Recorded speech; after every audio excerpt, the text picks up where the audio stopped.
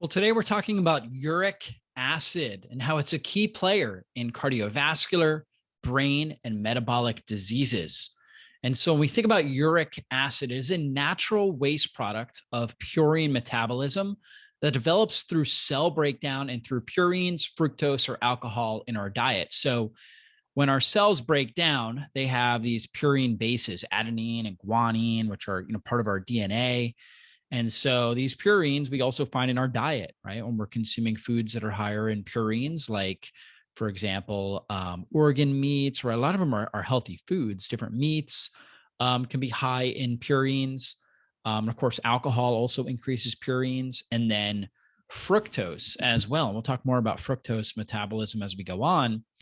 But these purine bases are metabolized in the body, and so they're just we obviously can get them from our diet, but also they're just going to be part of our normal metabolism because cells break down and they turn into hypoxanthine, and then there's an enzyme called xanthine oxidase which converts them into xanthine and then eventually into uric acid. High levels of uric acid in the blood is called hyperuricemia, and it's a risk factor for gout. That's the main disease people think about with uric acid, but also it impacts many other metabolic and inflammatory diseases. About 30 to 35% of your uric acid is excreted in the intestines through the feces. So you should be eliminating it. It's constantly being made, but we should be eliminating it effectively. About 65 to 70% of the uric acid is excreted through the kidneys in urine. And so top conditions that are associated with high uric acid levels, gout, of course, is what we think about, where you have the swelling of that big toe, particularly. Diabetes, though, fatty liver disease, hypertension, cognitive decline, kidney disease, osteoarthritis, osteoporosis, and PCOS. Those are the most common conditions that we see with hyperuricemia or high uric acid levels. So we got to ask ourselves, why would the uric acid level be high? And when it is high, it's driving up reactive oxygen species, and it's turning on what we call the inflammasome, which is kind of this inflammation amplifier, this vicious cycle of amplifying inflammation in the cells and the tissues of the body. So when we think about gout, 4 to 6% of the population suffers from this, and there's some genetic components that are associated with it. The most common joints where the uric acid forms crystals that become very, very uncomfortable and inflamed are your big toe joint. That's definitely the most common, but it can also affect your knees, your ankles, your fingers, right? So all those different areas. Main symptoms: temperature increase, so it's like it gets really hot. Inflammation and redness, and then severe pain, especially at night, which makes it really uncomfortable because you're trying to sleep, right? And this is what a lot of people deal with when they're dealing with gout. Now, main causes: the kidneys are unable to excrete enough of the uric acid through urine, and there's several reasons for that. Most of the time, people that have gout are oftentimes living sedentary lifestyle. They're oftentimes very obese, and they're consuming a lot of sugar, fructose in particular, high carb diets, and they consume a lot of alcohol as well. And so the amount of purines in your diet, by reducing those, can be beneficial for people that have a genetic predisposition for gout. However, that's not really the main cause. All of us are going to be consuming purines in our diet, but really the things that are going to reduce your ability to excrete uric acid is going to be a high sugar, high carb diet. It's going to be high alcohol, high fructose, things like that. And in the medical system, they're going to treat it with anti-inflammatory medications. In natural health, we look at things like vitamin C, quercetin, tart cherry can be really effective. That's got anthocyanins in it. Different bioflavonoids like anthocyanins, quercetin, rutin, a lot of the citrus bioflavonoids can be really, really helpful. Proteolytic enzymes can also be really helpful because they're going to break down circulating proteins and inflammatory compounds that are associated with the hyperuricemia as well. So kind of preventing the buildup of these uric acid crystals and the inflammation in these joints. Now, the stages of gout progression: first stage is just high uric acid levels in the blood. And so that starts to form crystals around the joints. That's kind of how the body deals with uric acid. Is it just kind of, for whatever reason, shoves it into different joints and then crystals connect to it, has an affinity for them. And again, it most often affects this big toe, right? And we don't fully understand why, but for some people, again, it gets their knees, their hands, right? So different joints it can affect. Acute gout is stage 2. Symptoms start to occur, causing a painful gout attack. And then stage 3 is what we call inner critical gout, where you have periods of remission between gout attacks. So a lot of times people will have weeks without it, and then all of a sudden they get really, really bad. And then it can get to the point where you have stage 4, where it's just pretty much all the time. The joints are really disfigured and malformed because of the amount of inflammation that's damaged these joints. And so the actual toe can be sticking out in the wrong direction. There can be a lot of deformity that takes place. Now, when we look at optimal uric acid levels, the clinical range, when you run a lab, you're going to see the clinical range. That's not the functional or optimal range. It's just a clinical range. And they're looking at 2.6 to 7.6 milligrams per deciliter. And so to be diagnosed with hyperuricemia, the level must be over 7.6 milligrams per deciliter. However, functional practitioners like myself believe the optimal range for uric acid is under 5.5 milligrams per deciliter. In fact, functional range is really about 3 to 5.5. Most commonly, if we're seeing issues with uric acid, it's because it's high, right? It's not uncommon to see people with 6.5, where it's over the functional range, but not over the clinical range, not flagged on the lab. But we see that all the time. And it's associated with many different metabolic diseases, fatty liver disease, insulin resistance, obesity, overweight. People that are overweight oftentimes have this. We see that often. But a low uric acid level, which is much more rare, but if we see it under 3, it may be a sign of poor liver sulfation processes. Sulfation is a key part of phase 2 liver detox. And a low uric acid level, again, under 3, can also be a sign of a molybdenum deficiency, which molybdenum is a key trace mineral that's associated with the sulfation process in phase 2 liver detoxification of conjugating toxins through sulfation. So just a good thing for clinicians to look out for. Some people do have this issue where they're molybdenum deficient and they have poor functioning liver sulfation processes. And so they may have low uric acid levels. A great book that goes through a lot of this is written by my friend, Dr. David Perlmutter, and it's called Drop Acid. And really good book to check out. It's a surprising new science of uric acid, the key to losing weight, controlling blood sugar, and achieving extraordinary health. And one of the big things he talks about in there, and this is something that we've found in science, is that high amounts of fructose. He used to blame it all on purines and eating too many purines. And we'll talk about that because that can be helpful if somebody has hyperuricemia, at least for a period of time, reducing purine content in the diet. However, probably the most important things to reduce are alcohol and then fructose, right? Fructose drives up uric acid levels. We know it impacts metabolic syndrome. And, obviously, males more often than females develop gout, but high fructose content in the diet is one of the biggest risk factors for gout. A lot of people that deal with gout are drinking, soda or soft drinks with high fructose corn syrup. They're consuming a lot of things with high fructose corn syrup, which really causes the issue here. So we have to look at that. And fructose is different than other types of sugar like glucose. Sucrose is a combination of glucose and fructose, but your typical glucose goes right into the cells, right? With the help of insulin, gets it right into the cells where it can be used as energy or stored energy in the form of glycogen, whereas fructose needs to be metabolized by the liver.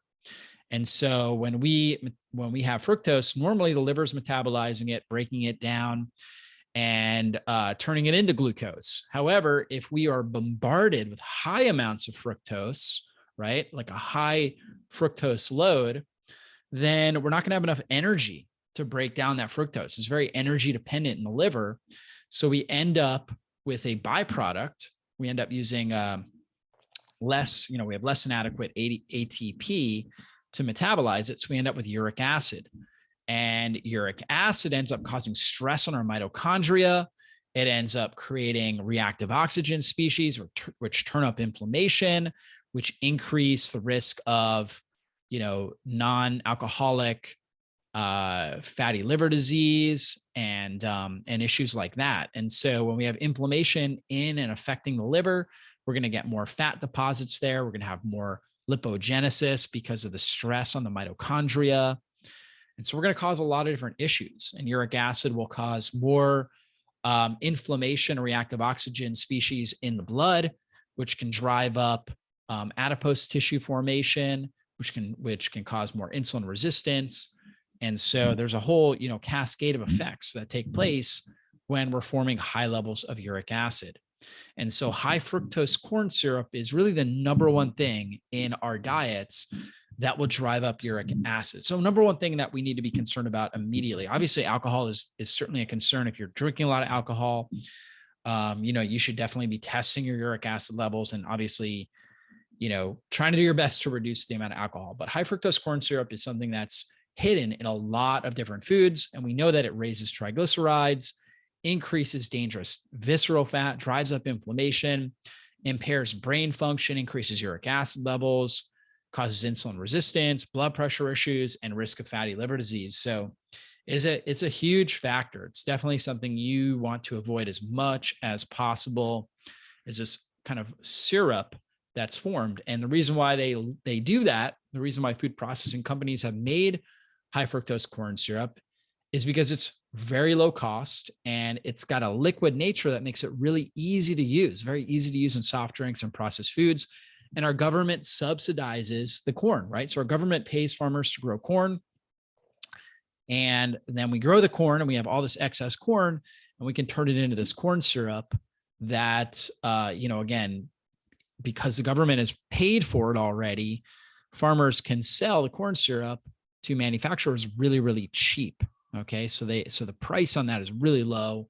And so it's a great sugar alternative for them from a cost analysis, right? From a cost expense analysis. However, it's causing a lot of problems with our health. So we definitely want to avoid this stuff. Low purine diet. So again, if you have gout, if you have hyperuricemia, right, up over, 5.5, okay, you may want to reduce some high purine foods for a period of time. I don't think this is something you need to do all the time unless you really have this genetic risk, right? People that have really suffered from gout, for a period of time may need to, for the most part, stay with low or moderate purine foods. But most people, as they get rid of the fructose and the alcohol, can consume some of these high purine foods. But for an elimination, you would want to reduce your amount of or eliminate organ meats, shellfish, anchovies, sardines. We already talked about alcohol, and then bouillon cubes. Those are the higher purine foods. Your moderate purine foods are going to be really all of your meat. Okay. Most fish, red meat, chicken, turkey, duck, beans, legumes, whole grains, oats, asparagus, spinach, mushroom, cauliflower, peas, corn, and strawberries. Okay. And then the low purine foods, most of that is vegetables, most fruit. We did mention strawberries, right? So pretty much all your fruit except for strawberries are good on a low purine diet. You can do nuts and seeds, right? So you can do those, and you can do eggs, right? So it's kind of like a lacto, and dairy products are good. So it's like a lacto, ovo, vegetarian diet, more or less. And then you also reduce your amount of mushrooms, spinach, asparagus, cauliflower, peas, corn, beans, and legumes, right? So you would reduce that as well because those are moderate purine foods, right? But you can eat a lot of vegetables, most fruit, dairy products, nuts and seeds, and eggs, right? And then what I tell people to do is if you're on a low purine diet, you want to limit the amount of moderate purine foods to no more than 3 to 4 servings per week. So if you're on a low purine diet, right, and you want to have a steak, right, have it, but, limit that to 3 to 4 servings per week. Okay. Fish, so if you want to rotate in some different proteins, or if you want to have, a spinach salad or whatever it is, limit it to 3 to 4 servings per week. Okay. So for somebody with genetic hyperuricemia, sticking more on that low purine food diet is really good. But again, that's a small percentage of people, 4 to 6% of the population. For most people, you're fine with higher purine foods. If you just get rid of the fructose, reduce your alcohol, consume alcohol in moderation. Shouldn't be drinking alcohol every day, maybe once a week, once or twice a week in small amounts, like a glass of wine, right?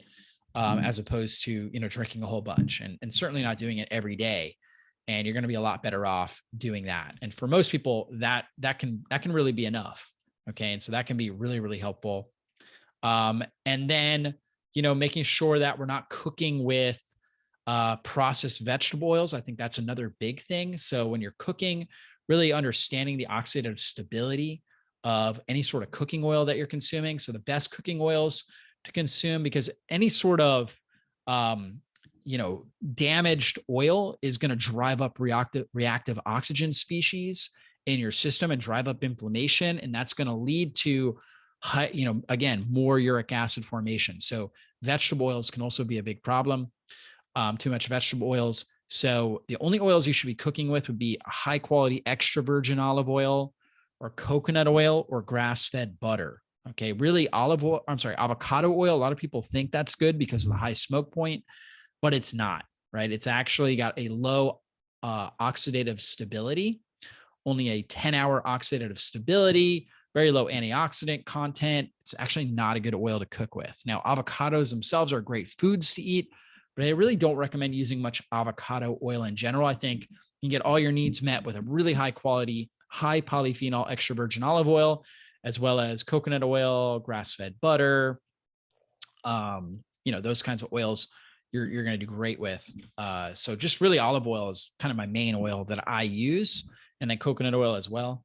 So those are great. Now, other things we want to do, make sure that we're moving. Moving our body is going to really help our overall metabolism, right? It's going to help with insulin sensitivity, reducing circulating blood glucose levels, and improving our muscle uptake, right? Moving and exercise, high intensity exercise, getting some strength training, increasing our muscle mass is going to, muscle is kind of like, muscle will uptake the sugar out of our blood, right? And so it's like a storage area for the sugar. And so it's going to help get sugar out of the bloodstream so we don't have, we don't develop hyperglycemia and we don't develop insulin resistance. So it really helps pull it out.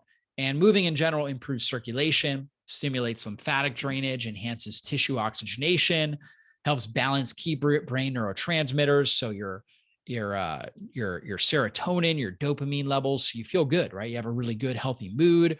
You're driven, you're goal-oriented, you're ready to be able to focus and concentrate. Movement in general, getting out and walking really helps with that, improves mood and happiness, enhances mental clarity and memory.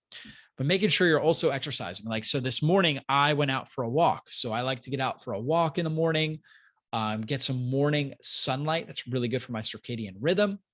But then around midday, I work out with weights, right? So I do strength training around midday. And then a lot of times in the evenings, I'm playing with my kids. So I try to get movement throughout the day, right? But really, probably the most important times are the morning and the middle of the day. So either do your strength training in the morning or do it around the middle of the day. Those are really the best times of the day to do it. And whatever time you're not getting the strength training, go out for a walk, get some level of movement in. So it might be in the morning, might be around midday. So if you work out in the morning, get a lunchtime stroll, right? Go out for a walk, and that will really help your body just deal with blood sugar, with uric acid. You also want to make sure that you're hydrating your body really, really well. So drinking a lot of water throughout the day is going to help your body get rid of excess amounts of uric acid, urinating those out. So that's super important. Now, other strategies to control uric acid levels, apple cider vinegar. So adding 1 teaspoon of raw, organic, unpasteurized apple cider vinegar. So I like the one, with the mother in the bottom, the Bragg's apple cider vinegar. Add that to a glass of water and drink the solution 2 or 3 times a day. Apple cider vinegar has acetic acid, glucuronic acid in it. These are postbiotic compounds that are very, very supportive for the gut. They help reduce inflammation in the body. They help with the production of short chain fatty acids, and they help the body they help the liver deal with uric acid more effectively, help the kidneys filter it out and get rid of it. So apple cider vinegar can be really helpful. Lemon juice as well. Lemon juice also has the vitamin C and the bioflavonoids, probably works a little bit better even than the apple cider vinegar because it's got bioflavonoids in there. It's got vitamin C in there, and it's also got the citric acid. So squeeze the juice of 1 lemon into a glass of warm water, drink it in the morning on an empty stomach. Really great way to help reduce uric acid levels. Cherries, right? You can eat a half a cup of cherries daily for a few weeks. However, I will say that the best way to do it is with tart cherry, right? You can do tart cherry juice, right? And I would recommend drinking, an ounce or two of tart cherry juice. That can be helpful because the tart cherry juice, because it's sour, it has less of the fructose, right? So the really ripe cherries have higher amounts of fructose, but they also have these anthocyanins in them that have been shown to help reduce uric acid levels. Okay. It's not my main go-to, when it comes to reducing uric acid levels, but a lot of people are using tart cherry juice or tart cherry extract as a supplement to help reduce uric acid levels. And it's been shown it helps, it works. Another strategy is baking soda. Mix a half a teaspoon of baking soda in a glass of water. You can drink up to 4 glasses daily for 2 weeks, like drinking it every 2 to 4 hours. Now, the thing with baking soda is you never want to drink this around a meal, right? So don't drink it within an hour of eating food. So that's an hour on the front end or an hour on the back end. All right. So meaning you wouldn't want to drink, if you're going to eat lunch at 12, you don't want to drink baking soda, anytime after 11. And then if you eat lunch at 12 and let's say you finish at 12:30, you wouldn't want to consume any baking soda and water until at least 1:30. That way your stomach acid, you don't dilute your stomach acid because baking soda has sodium bicarbonate in it, which is an alkalizing agent. And we need our stomach acid levels to be really, really low, right? We need really strong acid in our stomach to be able to metabolize our meal. If we're consuming water with baking soda around the mealtime, inside of that mealtime, we are going to dilute our stomach acid and we're not going to be able to metabolize our meal effectively. So key things to look out for. Another key with uric acid levels is optimizing vitamin D. Vitamin D has been shown to have an inverse relationship, or I shouldn't say an inverse relationship, almost a direct relationship. No, an inverse relationship with uric acid, meaning the better your vitamin D, right? The higher your vitamin D, the lower your uric acid levels. So if you're, optimal in your vitamin D, chances are your uric acid levels are going to be in balance. But if you're not up over 50 nanograms per milliliter in your vitamin D, you should really start taking vitamin D or getting out in the sun more often and doing your best to try to get your vitamin D levels up, your 25 hydroxy vitamin D up over 50 nanograms per milliliter, somewhere between 50 and 100 nanograms per milliliter. So people with lower vitamin D, 20 nanograms per milliliter, associated with higher amounts of uric acid. So, they may end up with 6.5, 7.0. Not everybody, but, a lot of people that have low vitamin D. And as they start to improve their vitamin D levels, they also notice that their uric acid levels improve as well, because vitamin D is so important for modulating the immune system. It's really like a pro-hormone in that it acts on so many different pathways in the body. And it's been shown to help improve uric acid metabolism. Another key thing I like to look at is your plasma zinc and serum copper. We know zinc is an important player as well. People with lower levels of zinc that's also associated with hyperuricemia. And so the tests that I like to look at, because zinc and copper are antagonists, meaning that they compete for binding spots. And, if you're supplementing with a lot of zinc or with a lot of copper, they can deplete the one that you're not getting enough of. Now, from my experience, most people have plenty of copper and not enough zinc. That's what I'm seeing on labs. And we look at the plasma zinc to copper. We want our plasma zinc to be roughly 90 to 135 UG per deciliter, serum copper to be 70 to 110. So your zinc to copper ratio should be 1 to 1.2. So you should have slightly more plasma zinc than serum copper in your blood. Okay. And so that's kind of what we're typically looking at. Most of the time I'm seeing more copper than zinc. Now, when we're eating foods, most zinc rich foods also have a lot of copper, right? So if we're eating organ meats, if we're eating grass-fed beef, right? A lot of these higher purine foods also have zinc, right? So if you're on a low purine diet, you're probably not getting a whole lot of zinc. Really, the only thing that I can think of, maybe two things that I can really think of on a low purine diet that are high in zinc are going to be eggs. Eggs are a good source. And then also pumpkin seeds. And both of those also have a lot of copper in them. So it maybe possibly you may need more zinc as far as a supplement, right? So a lot of times hyperuricemia, we're going to supplement zinc to help somebody, and not a huge dose, maybe like 25 milligrams a day of a good, highly absorbable zinc. So zinc is amazing for a number of things, but obviously it works on hyperuricemia, but in general, it promotes a healthy immune response, helps reduce viral replication, promotes healthy gene and hormone expression, which is really one of the reasons why it helps reduce uric acid, improves our antioxidant defense system. So we know that when uric acid levels are high, we get high amounts of reactive oxygen species and high amounts of inflammation. So really helps to work on that. Also supports healthy skin. And then quercetin is another great thing to be using. We mentioned that earlier when we were talking about bioflavonoids. It's a powerful bioflavonoid that helps with keeping uric acid levels in balance. It also improves, it acts as a zinc ionophore to pull zinc into the cells more effectively, where it can do what it needs to do. And it's also very good for improving histamine. It's an antioxidant in general, supports inflammation. So a lot of good benefits of quercetin. Another thing I like to use is vitamin C. Vitamin C has been shown to help reduce uric acid levels. Just a great antioxidant, supports the immune system, supports the cardiovascular system, the endothelial lining of our blood vessels, antiviral. Resveratrol also is really, really good. So, if you're going to choose some level of alcohol, it should be a really, really good quality red wine, because that's got some resveratrol in it, although not clinical doses, right? So clinical doses to really bring down hyperuricemia, we want clinical doses of resveratrol, at least 100 milligrams daily. And resveratrol is so powerful for improving mitochondrial function, cellular energy production, improves circulation and cardiovascular health, reduces oxidative stress. So those are my go-tos when it comes to supporting uric acid levels, right? As far as supplements, making sure your vitamin D is in balance, zinc, quercetin, vitamin C, resveratrol. We talked about tart cherry, possibly tart cherry extract, possibly proteolytic enzymes, especially if you're if you're having gout and you're having a flare of gout. So that deep inflammation in the big toe or in the fingers, then using proteolytic enzymes to bring down that inflammation can be really helpful.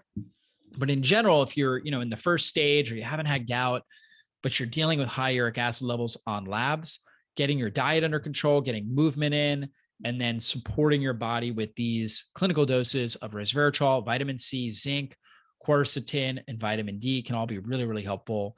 N-acetylcysteine as well is another great one that you can use, or anything to help support glutathione levels. And I really like our supplement Immunocharge because it's got clinical doses of zinc. It's got that 25 milligrams, like I talked about, clinical doses of quercetin, 500 milligrams of that. Resveratrol, I think it's got 200 milligrams. N-acetylcysteine, it's got vitamin C in it. It's got vitamin D, vitamin K2. It's got 5,000 IUs of vitamin D, 90 micrograms of vitamin K2, which helps recycle calcium and helps support calcium metabolism. So vitamin A in there, selenium, a lot of powerful compounds to support your overall immune system, to give your body the best antiviral potential, and then help keep, histamine levels under control, as well as supporting your uric acid metabolism. So check out the Immunocharge. And if you go and you find it on our store, use the coupon code immune30, that will save you 30% on the Immunocharge product. So guys, check that out. Take advantage of that. It's the best all-around immune support product out there. And if you're dealing with uric acid levels, it's got the support nutrients I already talked about: vitamin D, zinc, quercetin, resveratrol, and vitamin C all in there. It's also got, again, the N-acetylcysteine in there, which also can be very, very supportive. So check that out. Hopefully you guys enjoyed this training, and we will be back on a future online training. Be blessed, everybody.